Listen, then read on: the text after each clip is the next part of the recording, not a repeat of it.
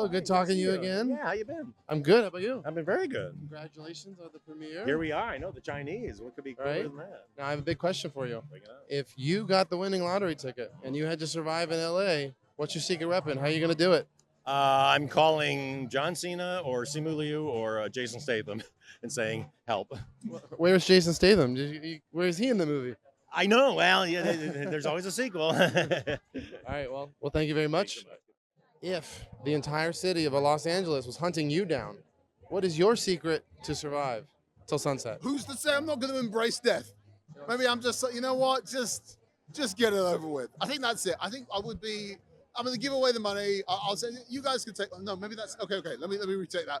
I think what it is I'm going to look for a person who I think is deserving and try and throw myself onto the stake for them. Sacrifice. They win it. That way, straight to heaven. That's way better than winning $1 billion. Come on. That's very noble. You don't even try to escape. You're just like, it's fine. No, I'm diving straight on the pitchfork of the most earnest-looking person in the crowd. Now, for you, with this film, what was the most most unique experience that you had on it?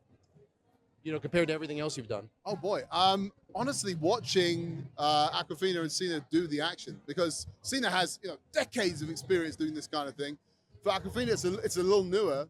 And just watching the two of them work in Simpatico, not only is it a great comic duo, but that's a great physical comic duo. Because a big inspiration for me and Paul making this movie was old Jackie Chan movies. The joy of that kind of action. So it's so great to see two great comic actors coming together to do this. You're talking about, working with John Cena and Awkwafina. Do you have a moment that was like the funniest moment with them while you worked with them? Paul has such an open and inclusive style that there's lots of improvisation that happens. So, gosh, you really got to scroll through the Rolodex. It's hard to beat. Look, call me lowbrow. It's hard to beat Cena using one of the karate guys' belt to whip him on the butt. Look, I don't know if that counts as a spoiler at this point, but it's in the trailer. But no, I'm a cheap laugh. I loved it. Yeah. Final question for you. Have you ever won anything from a scratch off or lottery of any sort? I won $5, used the $5 to buy another ticket, lost the $5. And that's how it goes. That's the odds. Hello. Congratulations on the film. Thank you very much. I'm Russ Milheim from The Direct. It's great to be here. Now, I have a big question for you right at the gate. If the city of Los Angeles was hunting you down, what is your secret to surviving so you can keep that money? I feel like the city of Los Angeles is always hunting everybody down. I love the city of Los Angeles. It's the greatest city on the planet and city of angels for sure. But if they were coming after me because of a lottery ticket, I would hide in plain sight, because that's the best strategy to do when it comes to, if you want to hide away from paparazzi in Los Angeles, hide in plain sight. Well, what is the most unique thing that you experienced while working on this film compared to everything else you've done in the past? The most unique thing that I've experienced was my fight scene with John Cena, and the professionalism he has, the comedic timing he has, the professional he is, and the surprise that I got that someone could go from the WWE into the acting world and kill it. That's something that was very surprising for me. I have a big question for you right out of the gate. What would you do if the city of Los Angeles was hunting you down for your ticket? How would you survive? You know where they wouldn't find me?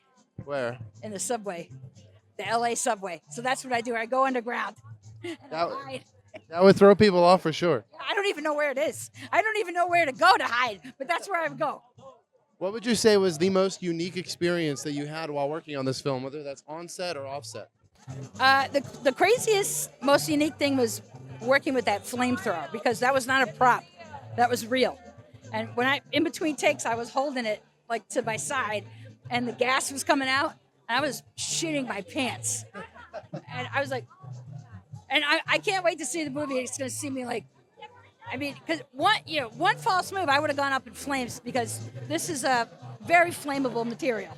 I bet you never thought you would be firing a flamethrower in your lifetime. I know a lot of flamethrowers, but I never thought I'd have one in my hand. My first question's a big one. If the city of Los Angeles was hunting you down for your winning lottery ticket, how are you going to survive? I don't think I would. I think I would panic, go eat a pizza, and they'd kill me right away. We had a good answer that the subway could be a good way to get out of. Yeah. You just don't know, right? Yeah. And there was also You know, a few years ago, there was that guy from Boston that he was like he murdered, I think, a bunch of people, and he like just moved to Santa Monica and like hung out there for like 20 years. Casually. Like, yeah, I mean, so maybe that's where to go. Now, for you, what was the most unique experience that you had while working on this movie compared to everything else you've done? Probably the chance of working with Aquafina. I just love her so much, and so I was a fan of hers, and so to get to hang out with her in real life was so fun. Do you have a personal like the funniest moment you had with her or any of your other cast members? Uh, we all went out to a club one night and had a very fun time, and yeah. Um, Last question for you. Have you ever won anything with a lottery ticket or a scratch off or any sort of thing like that? I've won like $2 in a lottery, but I did in high school. I won a bag of fertilizer at my hardware store, and I still feel really lucky about that. Are you happier about the fertilizer or the $2? Probably the fertilizer because it was more expensive, but I gave it to my parents. What did you use the $2 on? Well, if I was in 7-Eleven, probably a big gulp.